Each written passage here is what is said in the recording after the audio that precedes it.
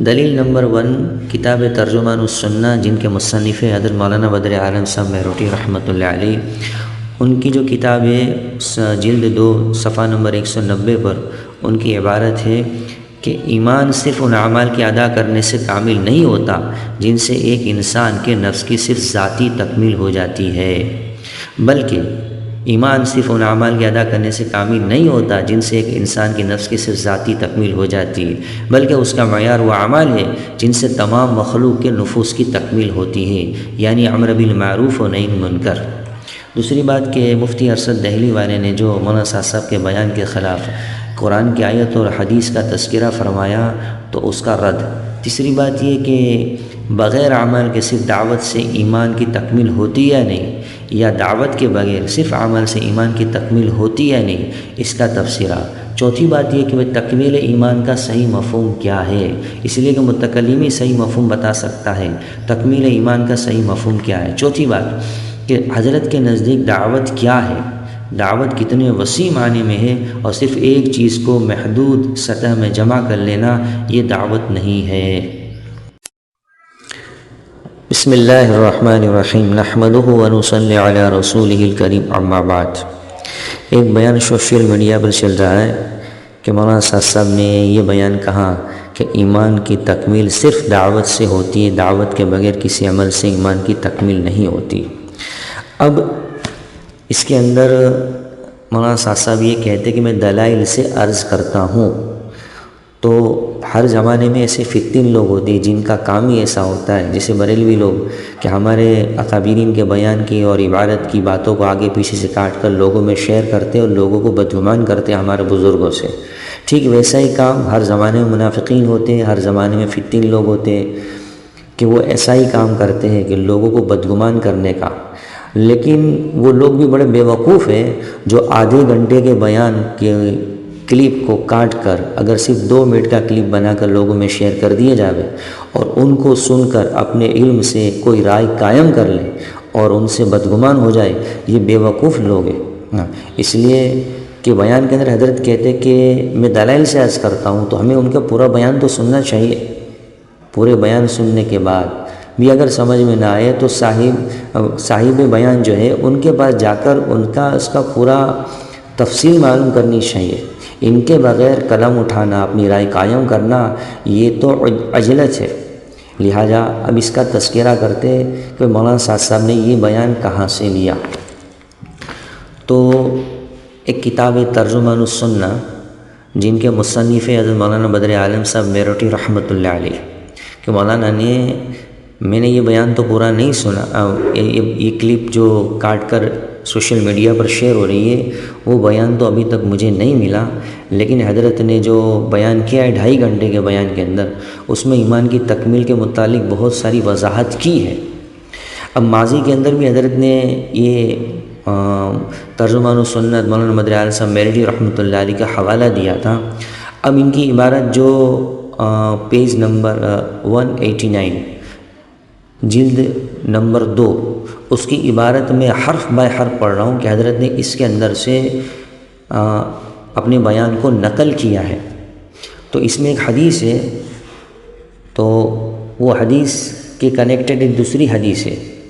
تو اس حدیث سے پتہ چلتا ہے کہ گویا آیا کہ ہمارے دل میں ایمان ہے یا نہیں، اگر ایمان ہے تو کس درجے کا ہے، اس کا لیول کیا ہے، دونوں باتوں کی وضاحت اس حدیث سے ہوتی ہے۔ جیسے حدیث ہم نے اور آپ لوگوں نے سنی ہوں گی کہ جب کسی آدمی کو منکر کرتے ہوئے دیکھے تو چاہیے کہ اس کو اپنے ہاتھ سے روکے، تو جو آدمی منکر کو اپنے ہاتھ سے روکتا ہے تو یہ اس کے ایمان کی اعلیٰ سطح ہے،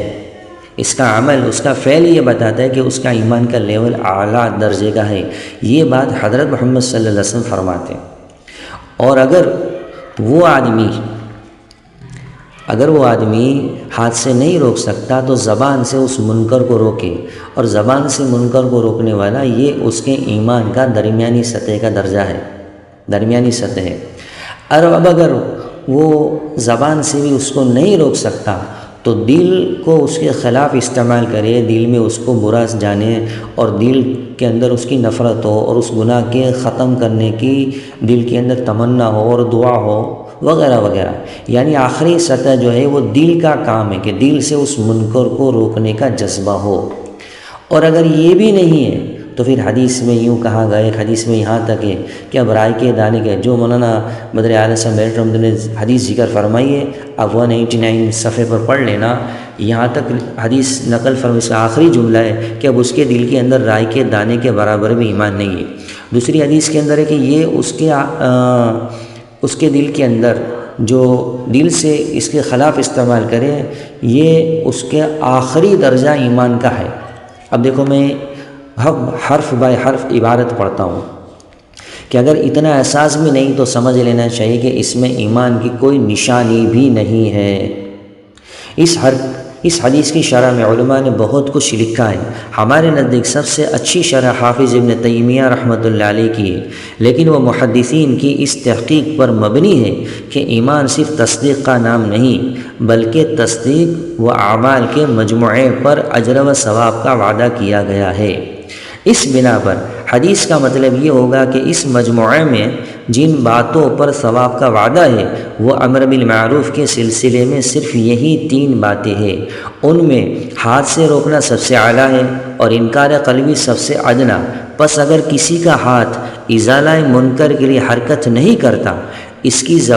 زبان روکنے کے لیے نہیں چلتی، نہیں ہلتی، اور اس کا قلب اندرونی طور پر بھی انکار کے لیے آمادہ نہیں ہوتا،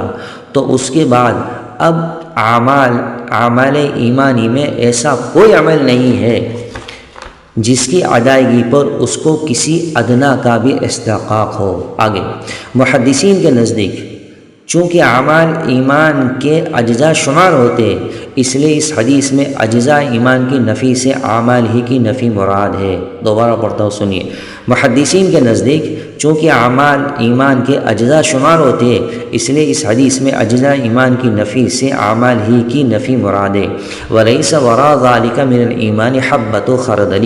کہ ٹھیک شرح یہ ہے، یعنی انکار قلبی کے بعد اب رائے کے دانے کے برابر بھی ایمان کا کوئی جزو ایسا نہیں رہا جس پر کوئی اجر مرتب ہو سکے۔ اس کے یہ معنی نہیں ہے کہ اس کے بعد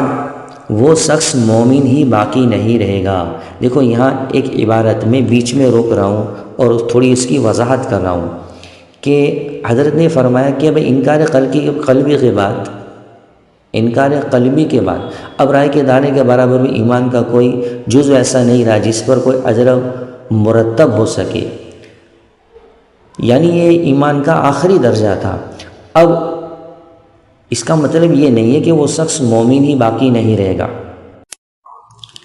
جیسے حدیث کے اندر ہے کہ لا ایمان لمن لا امانت لو، جس میں امانت داری نہیں اس میں ایمان نہیں۔ یعنی اس حدیث کے اندر شرح کے اندر محدثین رحمہم اللہ یہ لکھیں گے کہ یہاں ایمان سے مراد کامل ایمان نہیں ہے، یعنی جو امانت داری نہیں ہے، دھوکے بازی ہے، امانت میں خیانت ہے، وہ نفاق کی علامتوں میں سے، یعنی اس کا ایمان اتنے کم درجے کا ہے۔ اس وجہ سے حدیث میں تو لا ایمان یہ ذکر فرمائیں گے کہ اس میں وہ ایمان والا نہیں ہے۔ ایک دوسری حدیث ہے کہ ایک صحابی اللہ کے رسول صلی اللہ علیہ وسلم کے سامنے غیبت کر رہے تھے، تو اس کو دیکھ کر حضور اکرم صلی اللہ علیہ وسلم نے فرمایا کہ تم قرآن سے کھیل رہے ہو۔ پھر فرمایا ما آمن بالقرآن من استحل محارمہ۔ ترمذی و طبرانی میں اس حدیث کو ذکر فرمایا کہ وہ آدمی قرآن پر ایمان لایا نہیں ہے جو قرآن کے حرام کی ہوئی چیز کو حلال سمجھتا ہو۔ یعنی ان کے نزدیک صرف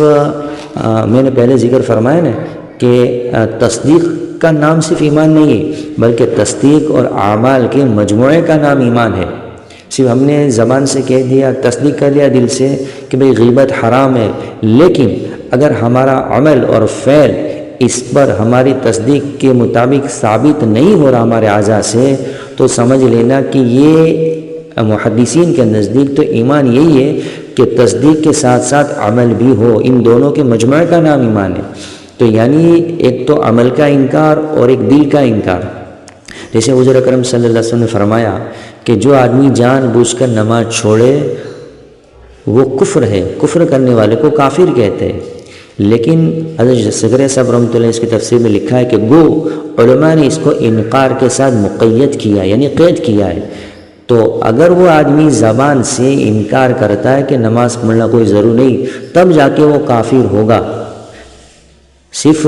عملی طور پر، لیکن عملی طور پر وہ انکار ہی کر رہا ہے، نماز چھوڑ رہا ہے۔ تو حدیث کے اندر تو اس کے فعل کو کفر کہا گیا ہے، لیکن ہمارے بزرگ جو علماء کرام اللہ تعالیٰ ان کو جزائے خیر دے، انہوں نے ان کی محدثین نے ان کی تشریح کے اندر اس چیز کو قید لگایا ہوا ہے، یعنی ایک تو عملی انکار ہوتا ہے اور ایک قلب سے انکار ہوتا ہے۔ تو قلب سے انکار کرنے، عملی انکار کرنے والے کو بھی منکر ہی کہتے ہیں، یعنی گناہ کرنے والوں، یعنی ظاہری طور پر وہ آدمی اس پر ایمان نہیں لایا، لیکن فتویٰ اس پر ہوتا ہے کہ وہ آدمی کلیتاً اس کو کافر اور مشرک تو نہیں کہیں گے۔ اب میں آگے صفحہ نمبر 190 کی عبارت پوری کرتا ہوں۔ اصل حقیقت یہ کہ امر بالمعروف و نہی عن المنکر کو ایمان باللہ کے ساتھ بہت گہرا ربط ہے۔ حسب ذیل آیت پر غور کیجئے، کنتم خیر امۃ اخرجت للناس تأمرون بالمعروف وتنہون عن المنکر وتؤمنون باللہ، یعنی اس امت کی خیریت جن امور کے ساتھ وابستہ کی گئی ہے ان میں سب سے ممتاز ایمان باللہ کی صفت ہے، اور امر بالمعروف و نہی عن المنکر اسی کے لوازم میں سے ہے۔ اس لیے پہلی امتیں اگر ایمان باللہ میں ہم سے پیچھے رہی تو امر بالمعروف میں بھی ان کا قدم ہم سے پیچھے ہی تھا، اور یہ امت اگر ایمان باللہ میں سب سے فائق رہی تو امر بالمعروف میں بھی اس کا قدم سب سے آگے ہے۔ بہرحال ایمان باللہ کے ساتھ کسی نہ کسی مرتبے میں امر بالمعروف ہونا بھی ضروری ہے، یعنی جس کا سب سے ضعیف درجہ انکار قلبی، اگر یہ بھی نہیں ہے تو پھر یہ غور کرنا ہوگا کہ اب اس میں ایمان باللہ کی کتنی روح اور اس کی کیا علامت باقی ہے۔ دیکھو میں عبارت پڑھ رہا ہوں، اس میں اسلام میں ایمان کی علامت، دیکھو سنو غور سے، اسلام میں ایمان کی علامت صرف پیشانی پر نماز کا نشان، ہونٹوں پر روزوں کی خشکی اور بروقت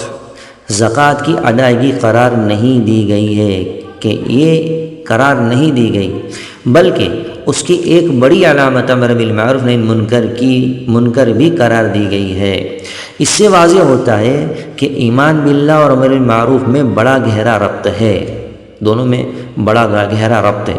ایمان صرف ان اعمال کے ادا کرنے سے کامل نہیں ہوتا، سنو، ایمان صرف ان اعمال کے ادا کرنے سے کامل نہیں ہوتا جن سے کہ ایک انسان کے نفس کی صرف ذاتی تکمیل ہو جاتی ہے، صرف آدمی کے ایک انسان کی نفس کی ذاتی تکمیل ہو جائے، آدمی پورے اعمال کرے تو اس سے ایمان کامل نہیں ہوتا۔ یہ لفظ یہاں لکھا ہو، اس سے ایمان کامل نہیں ہوتا، یعنی اپنی ذات کے اعتبار سے آدمی کتنے اعمال کرے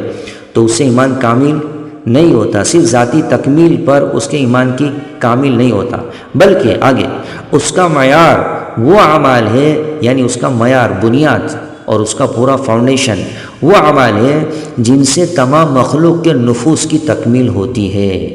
یعنی اس کے ایمان کا جو کامل ہونے کا جو معیار ہے، حضرت نے یہ بیان فرمایا اس کتاب میں کہ وہ تمام مخلوق کے نفوس کی تکمیل ہے۔ پھر وضاحت کی، یعنی امر بالمعروف اور نہی عن المنکر، یعنی یہ جو دو لائن کی آخری عبادت ہے، اس میں وضاحت کے ساتھ یہ عرض کر رہے ہیں کہ وہ اصل ایمان کی تکمیل، ایمان کامل کی جو اصل معیار ہے وہ امر بالمعروف و نہی عن المنکر ہے۔ اگر آدمی اپنی ذاتی اعتبار سے کتنے ہی تکمیل، اپنی ذات کی پوری تکمیل ہو جاوے اس کی اصلاح کی، پھر بھی اس کا ایمان کامل نہیں ہوتا، یہاں یہ ذکر فرمایا ہے۔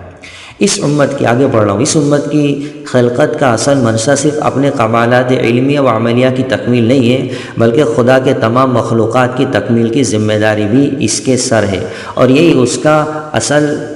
کام ہے، اور اسی بنا پر اس کو تمام امتوں پر فضیلت دی گئی ہے۔ یہ بات بہت زیادہ قابل غور ہے کہ جب ایک انسان کی ذاتی تکمیل کے لیے بھی قوت ایمانی کی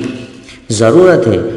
تو اس امت کے لیے جس کو یہ دعوت دی گئی ہے ہو کہ وہ تمام دنیا کی طاقتوں کو چیلنج دے کر، دیکھو میں عبارت ہی پڑھ رہا ہوں کہ تمام دنیا کی طاقتوں کو چیلنج دے کر ان کی نفسانی اور اخلاقی تکمیل کر دے، کتنے عزم، کتنے قوت ایمانی اور کتنے وثوق باللہ کی ضرورت ہوں گی۔ ایمان باللہ کے بغیر امر بالمعروف ہو ہی نہیں سکتا، اور یہی صفت جتنی کامل ہوں گی انسان اتنا ہی امر بالمعروف کے لیے مضطر ہوگا، اور اگر بد نصیبی سے وہ اس اضطراب سے خالی ہو چکا ہے تو جب تک اس میں نور ایمانی کا کوئی ذرہ موجود ہے اس کے لیے ضروری ہے کہ اس کا دل احساس ناگواری سے تو خالی نہ رہے۔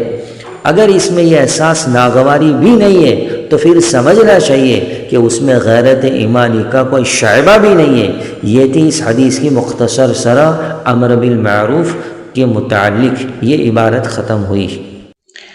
آئیے مفتی ارشد صاحب دہلی والے کے پاس چلتے ہیں۔ انہوں نے مولانا سعد صاحب کے بیان کے رد میں دو دلائل پیش کی، ایک قرآن کی آیت ہے اور ایک حدیث ہے۔ اب اس دونوں کو سمجھنے سے پہلے کانسیپٹ ہمارا کلیئر ہو جائے، وہ یہ کہ ایک تو یہ ہے کہ ایمان کو کامل کرنے کے اسباب اور ذرائع کیا ہے، اعمال کیا ہے، اور دوسرا ہے کہ ایمان کامل اور مکمل ہونے کے بعد اس کی علامتیں کیا ہے۔ تو علامتیں اور اسباب و اعمال جن کو حاصل کرنے کا ذریعہ دونوں الگ الگ چیزیں۔ اس کو سمجھنے کے لیے ایک مثال، جیسے ایک آدمی بیمار ہے، ملیریا ہو گیا اس کو، تو اس کو شفا حاصل کرنے کے کیا ذرائع ہے، کیا اسباب ہے، کیا دوائیاں ہے۔ اب وہ اس بیماری سے شفا حاصل ہو چکی، اس کی کیا علامت ہے، تو دونوں الگ الگ چیزیں، لیکن مفتی صاحب نے بطور مولانا سعد صاحب کے بیان پر سمجھنے کے انہوں نے عجلت سے کام لے لیا ہے۔ خیر، تب دونوں الگ الگ چیز ہے، تو انہوں نے ایک حوالہ دیا، من احب للہ، حدیث ہے کہ من احب للہ وابغض للہ واطاع للہ ومنع للہ فقد استکمل الایمان، کہ جس نے اللہ کے لیے محبت کی، اللہ کے لیے بغض کیا، اللہ کے لیے دیا، اللہ کے لیے منع کیا، تو یہ چار اعمال الگ الگ ظاہر میں نظر آ رہے، لیکن ایک ہی عمل ہے کہ محبت ہو، بغض ہو، عطا ہو، منع ہو، وہ چاروں کے اندر اصل جو چیز ہے وہ اخلاص ہے، کہ جس نے اللہ ہی کے لیے کیا ہے،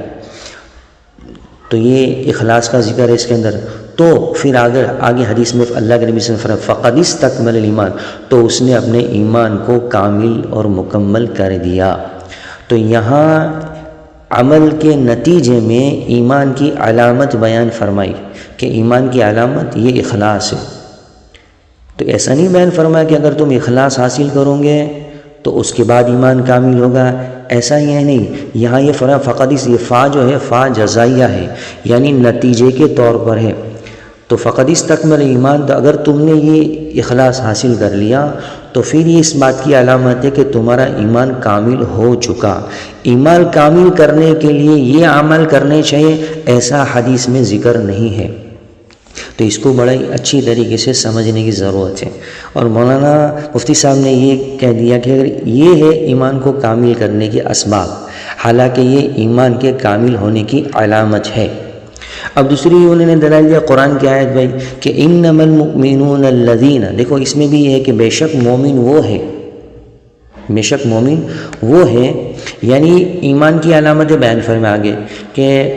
اذا ذکر اللہ وجلت قلوبہم، کہ جب ان کے سامنے اللہ کا ذکر کیا جاتا ہے تو ان کے دل ڈر جاتے ہیں۔ تو یہ مومن کے صفات ذکر فرمائے کہ ذکر کیا جاتا ہے، یہ بھی ایک بطور دعوت ہے۔ پھر آگے فرمایا وَإِذَا تُلِيَتْ عَلَيْهِمْ آيَاتُهُ، کہ جب ان کے سامنے قرآن کی تلاوت کی جاتی ہے، قرآن کی آیتوں کی تلاوت کی جاتی ہے، تو یہ تلیت جو ہے وہ مجہول کا صیغہ ہے، یعنی اس مومن کے سامنے قرآن کی آیت کی تلاوت کی جاتی ہے، اس کو خود کے پڑھنے کی بات نہیں، ان کے سامنے قرآن کی تلاوت کی جاتی ہے۔ اور یاد رہے قرآن کی تلاوت کرنا اور اس کے ذریعے سے لوگوں کے سامنے یہ بھی ایک دعوت ہے۔ حضور اکرم صلی اللہ علیہ وسلم کو اللہ تعالیٰ نے فرمایا کہ اے نبی جی بلغ ما انزل الیک، کہ آپ کے پاس جو نازل کیا گیا یعنی قرآن وہ آپ لوگوں تک پہنچائیں، یہ بھی دعوت ہے۔ تو سب سے افضل جو دعوت ہے وہ قرآن کے ذریعے سے لوگوں کو دعوت دینا، یعنی لوگوں کے سامنے قرآن کی تلاوت کرنا اور ان کو سنانا، یہ بھی ایک بطور دعوت ہے۔ چلو مان لیا جائے کہ بھئی یہ ایک عمل ہے، حالانکہ یہ دعوت ہے لیکن عمل ہے، یوں سمجھ لیا جائے کہ جب ان کے سامنے قرآن کی آیت، قرآن کی تلاوت کی جاتی ہے تو زادتہم ایمانا، تو ان کے ایمان کو بڑھاتی ہے۔ تو یہاں ہم اس کا انکار تھوڑی کر رہے کہ قرآن کی تلاوت کرنے سے ان کا ایمان نہیں بنتا، ہم تو اس آیت پر ایمان لانے والے اور ہم اس بات کو تسلیم کرتے، اور مولانا سعد صاحب بھی اس کا انکار نہیں کرتے کہ اس سے ایمان نہیں بنتا، کہ اعمال سے ایمان نہیں بنتا، اعمال سے کیفیت نہیں بنتی، اس کا انکار ہے ہی نہیں۔ یہاں اصل میں اشکال اس بات کا ہے ہی نہیں، اعتراض اس بات کا ہے کہ اس سے ایمان کی تکمیل کی بات ہے، ایمان بڑھنے کی بات نہیں، ایمان تو بڑھتا ہی اعمال سے۔ یہاں مولانا سعد صاحب کی جو اصل بات ہے کہ ایمان کی تکمیل، تو یہ تکمیل لفظ ہے، اس کو سمجھنے کی ضرورت ہے، بغیر سمجھے ہم اندھا دھند اس کو لوگوں کے اندر شیئر کر رہے ہیں۔ اب ایمان کی تکمیل کسے کہتے ہیں؟ اگر لغت میں دیکھیں گے تو تکمیل کا اصل معنی ہوتا ہے کہ حد کمال تک پہنچانا، یعنی اس کی آخری چوٹی تک، ایمان کی آخری چوٹی تک ایمان کو پہنچانا، یعنی اس کو کمپلیٹ کرنا۔ اب چونکہ میں مفتی صاحب وہ لاجیکلی مثال بہت دیتے تو میں ان کو بھی لاجیکلی مثال دیتا ہوں۔ جیسے ایک آدمی ڈاکٹر بننا چاہتا ہے تو اس کو سائنس اسٹریم کے اندر، میڈیکل کالج کے اندر، میڈیکل سائنس میں اس کو جانا پڑتا ہے۔ اگر کوئی یوں کہے کہ میڈیکل سائنس ہی ڈاکٹر بننے کا واحد ذریعہ ہے تو اس کا انکار کہاں؟ تو وہاں کوئی نادان ہوگا، وہ یوں کہے گا کہ ماضی کے اندر اس نے ہندی پڑھا ہے، سوشل پڑھا ہے، میتھس بھی پڑھا ہے، تو اس کا بھی تو ذکر کرنا چاہیے کہ نہیں۔ یہاں بات یہ ہو رہی ہے کہ اس کو ڈاکٹر کی ڈگری کی تکمیل کے لیے، کمپلیٹلی وہ ڈگری حاصل کرنے کے لیے سائنس اسٹریم ہی، یعنی میڈیکل سائنس ہی واحد راستہ ہے، کامرس نہیں، آرٹس نہیں، اور دوسرے راستے بھی نہیں، اور ماضی کے جو سبجیکٹ ہے وہ بھی نہیں۔ یہی ایک راستہ ہے جن کے ذریعے سے وہ کامل اور مکمل ڈاکٹری ڈگری حاصل کر سکتا ہے۔ ہاں، دوسرے ماضی میں اس نے ہندی ہے، سوشل ہے، میتھس پڑھا ہے، یہ اس کا تعاون کا کام کر سکتے ہیں، لیکن ڈاکٹر بننے کے لیے تو یہ سائنس، میڈیکل سائنس ایک واحد راستہ ہے۔ اسی طریقے سے ایمان کی تکمیل کے لیے آخری بات کہ حضرت اب دعوت کسے کہتے ہیں؟ ایک مخصوص کام کو تو نہیں کہتے۔ تو اگر حضرت کے 100 بیان سنوں گے تب جا کے پورا سمجھ میں آئے گا کہ حضرت کے نزدیک دعوت کیا ہے۔ میں حضرت کی بات کی وضاحت کرتا ہوں۔ حضرت فرماتے، ایک موقع پر حضرت فرمایا کہ جو اجتماعی کام ہے، یعنی سال کا چلہ ہے اور مقامی 5 کام ہے، مشورہ ہے، 2 گشت ہے، اور مہینے کے 100 روزہ ہے، 2.5 گھنٹے تعلیم ہے، یہ سب کے سب مل کر 10% کام ہے، باقی 90% کام ہم اپنے شعبوں کے اندر چھوڑے ہوئے ہیں کہ رشتہ داروں میں، پڑوس میں، دفتروں میں، آفیسوں میں، مارکیٹ کے اندر، سفر کے اندر، ہم اپنے شعبوں کے اندر انفرادی دعوت کا کام چھوڑے ہوئے ہیں۔ حضور اکرم صلی اللہ علیہ وسلم کی زندگی میں، مکی زندگی میں انفرادی دعوت ملیں گی کثرت سے، اور مدینی زندگی کے اندر خروج ملے گا۔ حضور اکرم صلی اللہ علیہ وسلم صحابہ کو تقریباً 150 سفر کروائے، تو وہاں خروج میں تاخیر پر وعیدیں سنائی گئی ہے۔ تو دعوت اور خروج دونوں کا مجموعہ ہے۔ جن کے ذہنوں میں صرف یہ ہو کہ مقامی 5 کر لیں گے یہی دعوت ہے، تو ان کے ذہن محدود ہے اور لمیٹڈ ہے۔ مولانا الیاس صاحب رحمۃ اللہ علیہ یہاں تک فرماتے تھے کہ اس کام کی، جو ان کے مکتوبات میں لکھا ہوا ہے کہ اس کام کی ابتدا گلی در گلی، گاؤں در گاؤں گھومنا اور لوگوں کو دعوت دینا، یہ اس کی ابتدا ہے، اور اس کی انتہا یہ ہے کہ اللہ کے دین کو پوری دنیا میں قائم کرنے کے لیے اپنی جان کو بے قیمت سمجھتے ہوئے ہتھیلی پر لے کر چلنا، شہادت کے جذبے سے، یعنی ہمارے اندر یہاں تک کہ جذبہ پیدا ہو، یہ اس کی انتہا ہے۔ تو انفرادی اور اجتماعی دونوں کام، ایک یہ۔ اب دوسرا خروج، تو خروج کے اندر بھی 2 چیزیں ہیں جن کے ذہنوں میں صرف یہ ہو کہ بھئی ہم لوگوں دعوت دینے کے لیے جماعت اور نفر اور خروج ہے، تو مولانا صاحب فرماتے ہیں کہ حضور اکرم صلی اللہ علیہ وسلم نے ہجرت کرنے سے پہلے حضرت موسیٰ بن عمر رضی اللہ عنہ کو مدینہ میں ہجرت کرنے کا حکم دیا کہ تم وہاں جاؤ، اور موسیٰ بن عمر کا جو خروج تھا وہ تعلیمی خروج تھا، ان کا نفر تھا، تعلیم کے لیے تھا۔ حضور کے ہجرت کرنے سے پہلے انہوں نے جو علم اللہ کی طرف سے دیا گیا، تو ان کے حضور کے آنے سے پہلے کتنے لوگ ان کے ہاتھ پر اسلام قبول کیا، اور جو علم اللہ تعالیٰ نے دیا تھا وہ سب کا سب مدینہ والوں جو مسلمان ہو چکے تھے ان کو حضرت موسیٰ بن عمر رضی اللہ عنہ نے علم کے فریضے کی ادائیگی کے لیے ان کو یہ علم سکھا دیا تھا۔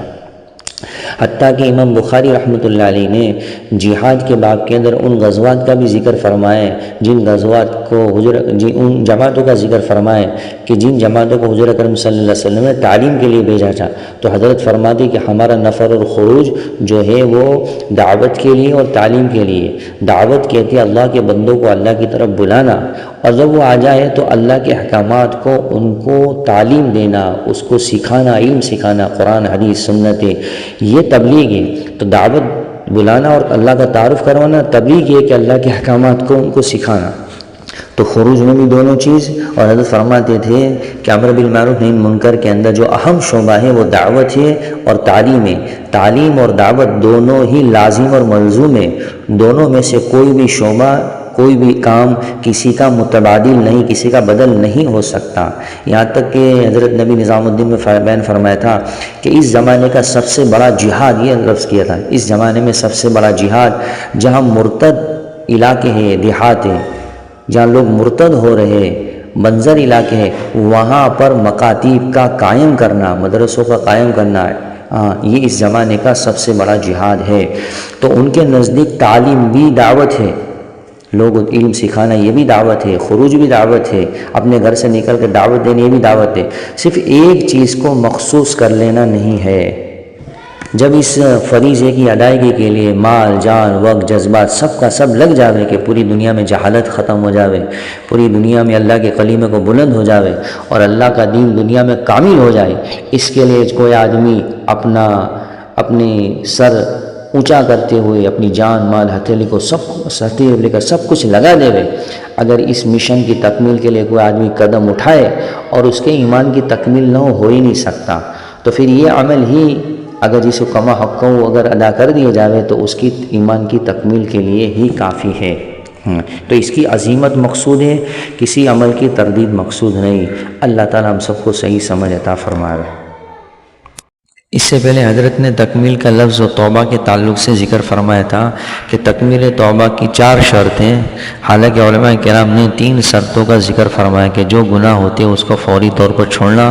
اور جو گناہ کیا ہے اس پر ندامت اور آئندہ نہ کرنے کا پکا عزم، یہ 3 شرطیں علماء کرام نے ذکر فرمائی ہے۔ لیکن حضرت نے فرمایا کہ چوتھی شرط ہوئے جو خروج، تو حضرت کا یہ جملہ تھا تکمیل توبہ کا، یہ تکمیل لفظ ماضی میں بھی حضرت نے استعمال کیا تھا کہ توبہ کی تکمیل کے لیے، توبہ پر جماؤ کے لیے، توبہ پر استحکام کے لیے، اور توبہ پر جو توبہ کر چکا ہے اس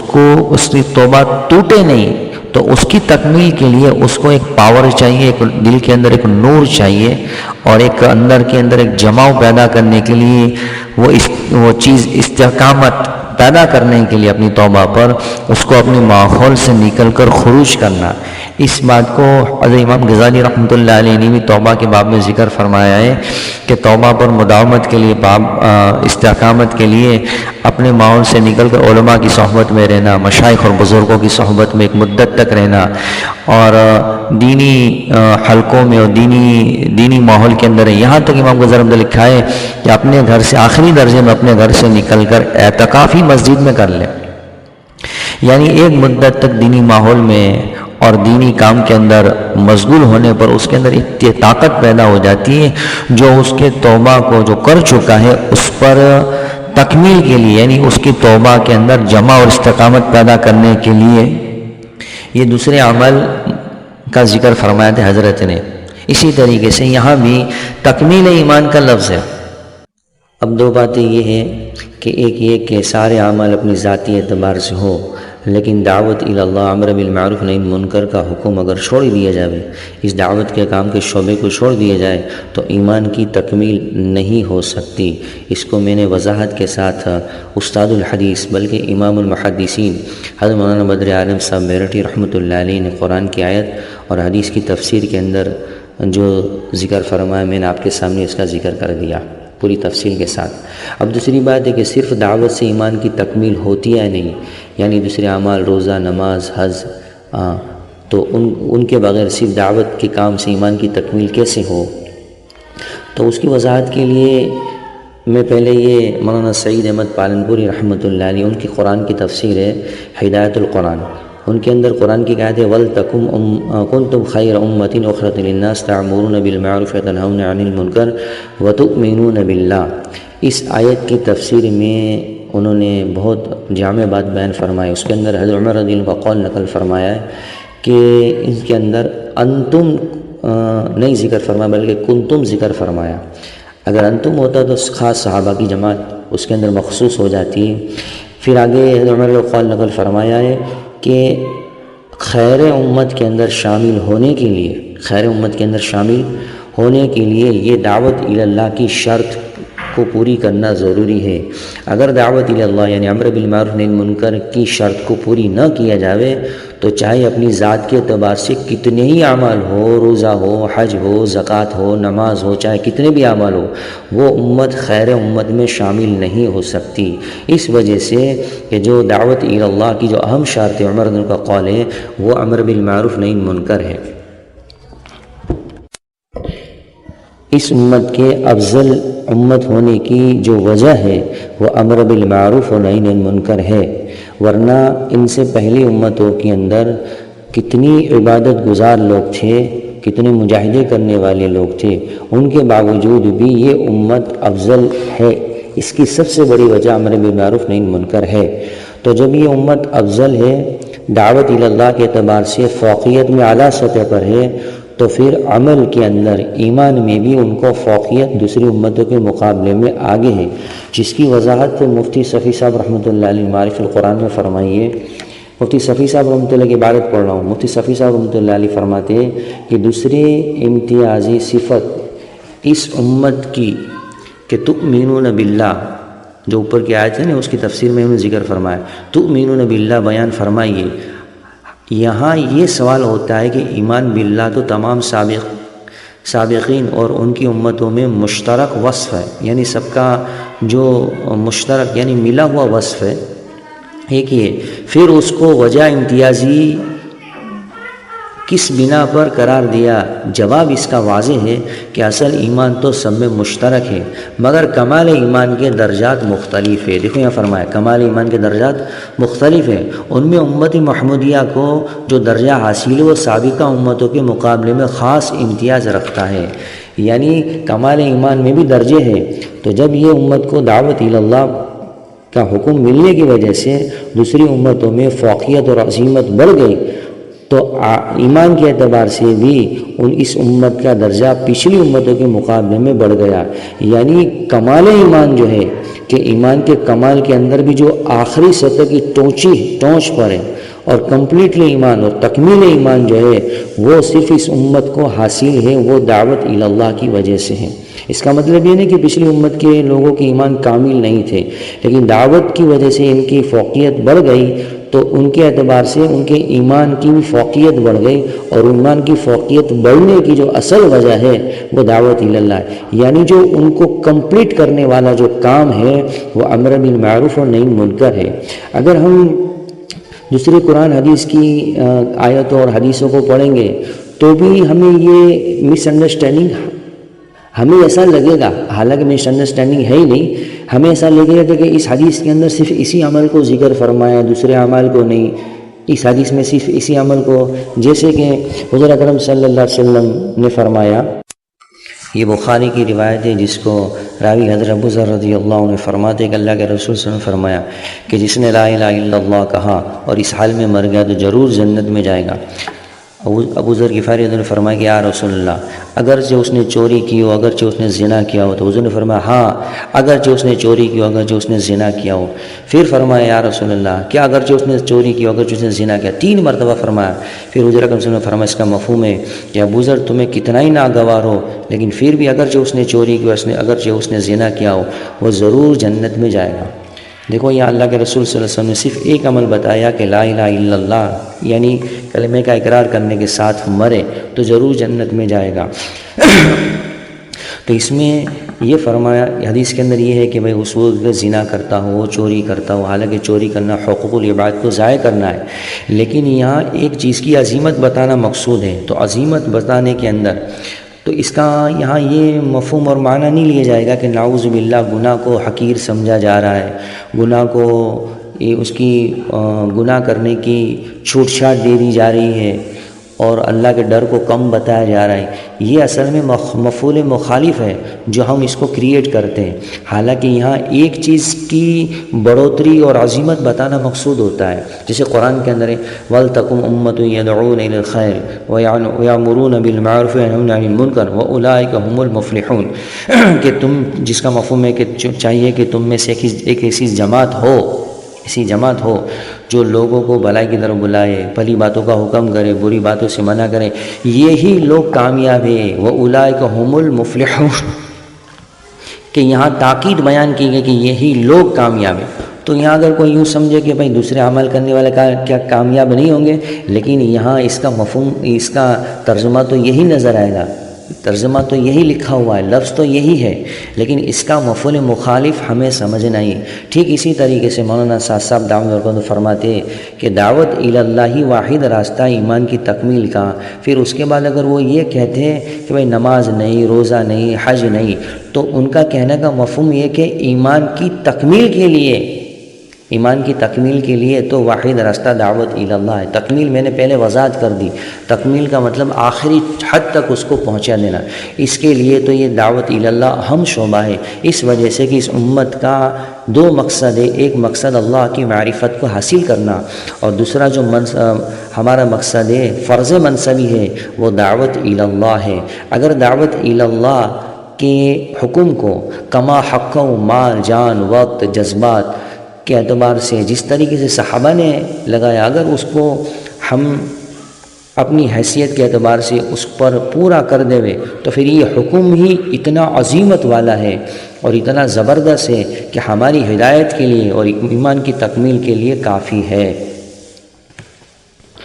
اس لیے کہ خندق دیکھو، خیبر دیکھو، حدیبیہ، حنین، بدر، اور صحابہ کو فاقے آئے، بچوں کو بیوہ کیا، بچوں کو یتیم کیا،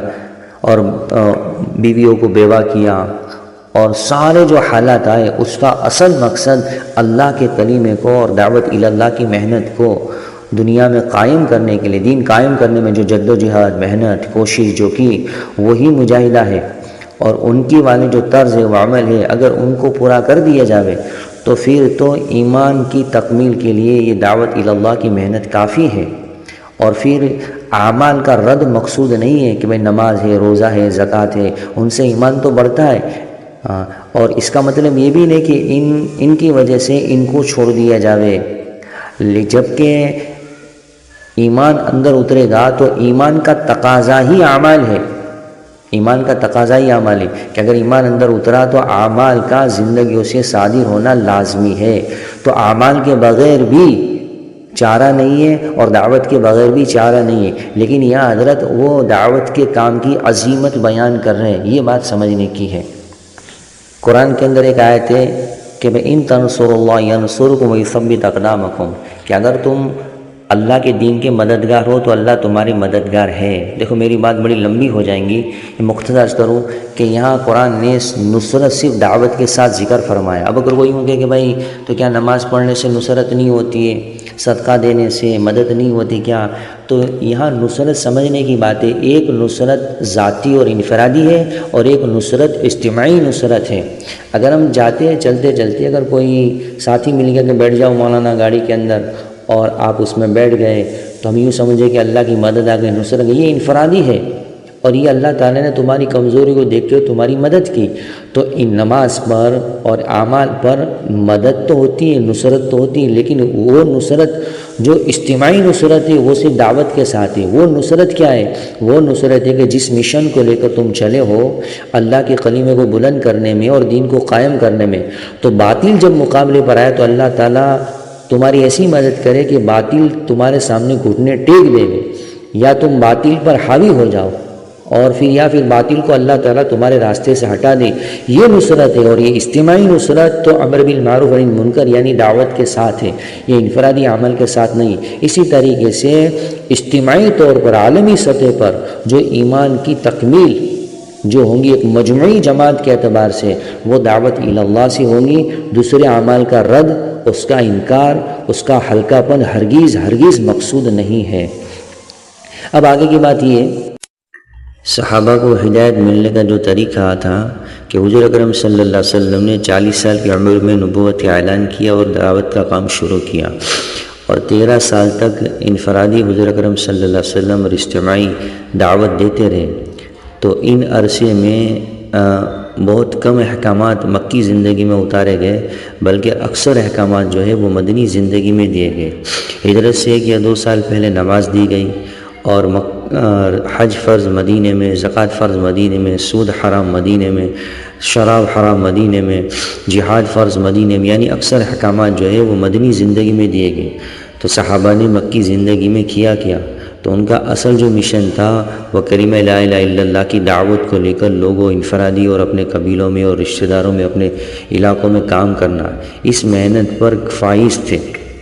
تو کیا کوئی صحابی اگر وہ اعمال جو مدنی زندگی میں دیے گئے وہ اعمال کرنے سے پہلے اگر ان کا انتقال ہو گیا تو کیا ہم یہ کہیں گے نعوذ باللہ کہ صحابی کی ایمان کی تکمیل نہیں ہوئی ہے،